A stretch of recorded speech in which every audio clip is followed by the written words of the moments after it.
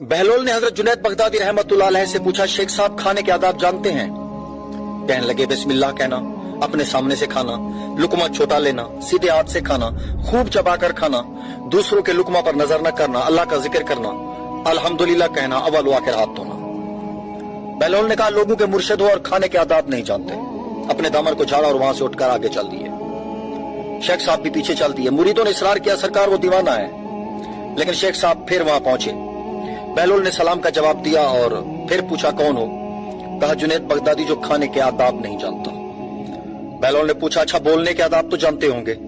जी अल्हम्दुलिल्लाह। बोलने वाला मुखातिब के मुताबिक बोले, बेमौका बेमहल और बेहिसाब न बोले, जाहिर व बातिन का ख्याल रखे। बहलोल ने कहा, खाना तो खाना, आप बोलने के आदाब भी नहीं जानते।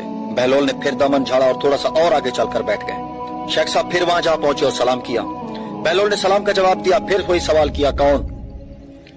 शेख साहब ने कहा, जुनैद बगदादी जो खाने और बोलने के आदाब नहीं जानता। बहलोल ने, अच्छा सोने के आदाब भी बता दें? कहा, नमाज ईशा के बाद जिक्र तस्बीह, सूरा और वो सारे आदाब बता दिए जो रिवायत में जिक्र हुए हैं। बहलोल ने कहा, आप ये भी नहीं जानते? उठकर आगे चलना ही चाहते थे कि शेख साहब ने दामन पकड़ लिया और कहा, जब मैं नहीं जानता तो बताना आप पर वाजिब है। बहलोल ने कहा, जो आदाब आप बता रहे हैं वो फरआ है और असल कुछ और है। असल यह है कि जो खा रहे हैं वो हलाल है या हराम। लुकमा हराम को जितना भी आदाब से खाओगे वो दिल में तारीकी ही लाएगा, नूर और हिदायत नहीं। शेख साहब ने कहा, जज़ाकल्लाह। बहलोल ने कहा, कलाम में असल यह है कि जो बोलो अल्लाह की रजा और खुशनुदी के लिए बोलो। अगर किसी दुनियावी गर्ज के लिए बोलोगे या बेहुदा बोलोगे तो वो वबाल जान बन जाएगा।